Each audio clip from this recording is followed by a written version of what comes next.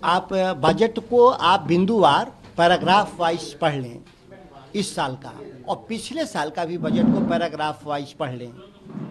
आप देखेंगे तुलनात्मक रूप से कि घोषणाएं हुई थी 58,200 करोड़, और उसमें से ज़्यादातर योजनाओं को समाप्त कर दिया गया, मतलब वो होंगी ही नहीं, कार्यान्वयन नहीं होगा। और जो कार्यान्वयन की बात तय हुई है कि नहीं इस योजनाओं को हम बनाएंगे, उसमें से बहुत सारा योजनाओं का पैसा अभी तक इस साल नहीं मिला। प्रायोजक हैं cancer healer centre, a new beginning. तो सवाल ये है कि आप 2015 की योजनाएं, 2016 की योजनाएं, 2019 की योजनाएं, 2024 की योजनाएं आज तक शुरू नहीं हो पाई धरातल का।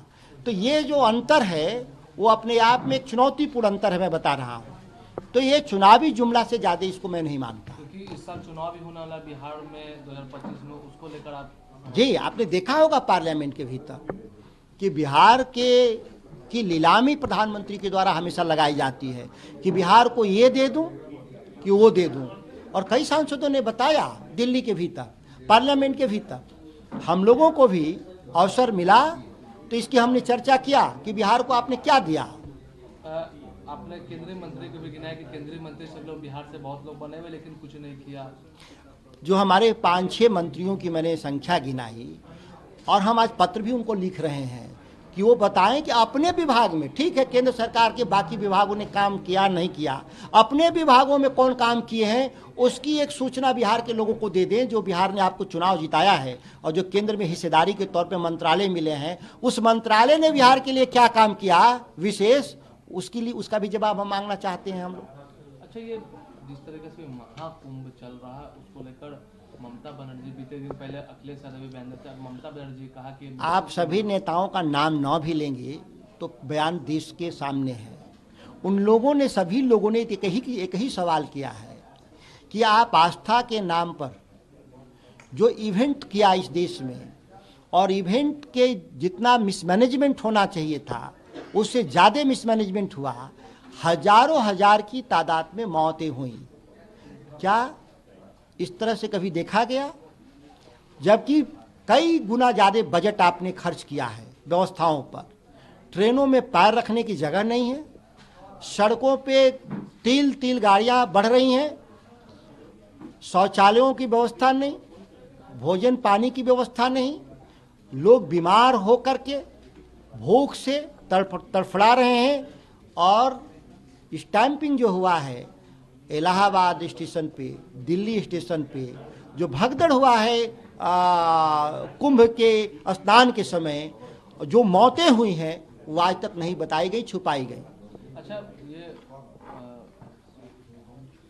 मल्लिकार्जुन खड़गे उन्होंने कहा है निर्मला सीतारमण को कि ये विजन लेस रूडलेस मोदी सरकार है या भारतीय अर्थव्यवस्था। आप बजट को लेकर के कोई दिशाहीन बजट है, न इसमें जॉबलेस ग्रोथ भी धीमा, कर्जे अपार बढ़ते जा रहे हैं, आप रोजगार कहीं पैदा नहीं कर रहे हैं, महंगाई लगातार बढ़ रहा है, लोगों की क्रय शक्ति लगातार घट रही है। तो ये खड़गे साहब कहें या देश के सभी सांसदों की यही राय थी कि इस तरह का बजट तो लग रहा है कि कोई लिख करके दे दिया है कॉरपोरेट के जरिए, उसको आप पढ़ दिए आके लोकसभा के भीतर। दिल्ली में चुनाव हुआ, परिणाम भी है, भारतीय जनता पार्टी को मिला, उसका आम आदमी पार्टी है, अब वो कह रही है कि मुख्यमंत्री का चेहरा अभी तक नहीं हुआ, बाराती सज गए। भाजपा दिशाहीन पार्टी है, उनका मुख्यमंत्री को बनाने का कोई मतलब भी नहीं है। कोई रबर स्टैंप मुख्यमंत्री बैठाएंगे नरेंद्र मोदी जी, और दिल्ली की केंद्र की सरकार सीधे सरकार चलाएगी। आप दिल्ली में देख रहे हैं कि गवर्नर ही सब काम कर रहे हैं, मुख्यमंत्री की जरूरत क्या है? चुनाव का झूठे ढोंग कर रही है भारतीय जनता पार्टी। ये फेडरल स्टेट अब नहीं रहा देश। आज वो एक दाता हैं और बाकी जो लोग उनके पीछे जो खड़ा हैं वो केवल खड़ा है क्यों में। तेजस्वी यादव भाई लगातार बिहार में लॉ एंड ऑर्डर को लेकर वो सवाल पटना में दिन दहाड़े फायरिंग हो रही है, रोज की फायरिंग है, रोज की अखबारों की खबरों में सुर्खी, अखबार और टीवी चैनल में सुर्खियां हैं। आप इसको कहीं मना कर सकता है कि बिहार में शराब माफियाओं का एकदम हुजूम उमड़ पड़ा है। बिहार में ग्रामीण क्षेत्रों में आप जाएं और शहरी क्षेत्रों में जाएं तो इस तरह की अराजकता तो हम लोग कभी देखे ही नहीं। कानून नाम का कोई राज नहीं रहा। तेजस्वी यादव है लालू यादव को भारत रत्न कहें कि जिस तरीके से कर्पूरी ठाकुर को उन्होंने अपमान किया, फिर बाद में भारत रत्न दिया, अब यही काम लालू यादव जी का पहले अपमान कर रहे हैं। तेजस्वी जी का सही बयान है, संदर्भ बहुत साफ है। जो सामाजिक न्याय की जो लड़ाई कर्पूरी ठाकुर जी ने शुरुआत किया था और उस शुरुआती दौर में जिस तरीके से उनको विरोधियों ने जलील किया था, आज वो जलील करने वाला चोला बदल करके उनको भारत रत्न दे रहे हैं क्योंकि उनको वोट चाहिए। उनको मालूम है कि बिहार की राजनीति करनी है तो कर्पूरी ठाकुर कहना होगा, और जो नहीं कहेगा उसको बिहार की जनता वोट नहीं देगी। लेकिन बिहार की जनता यह भी तो जानती है कि यही लोग तो गाली देने वाले थे जो अब भाजपा की चोला ओढ़ करके आकर के अब खड़ा हो गए हैं सबके सामने। तो बिहार की जनता इस गफलत में नहीं आएगी। क्या आरजेडी में एलिजिबल है?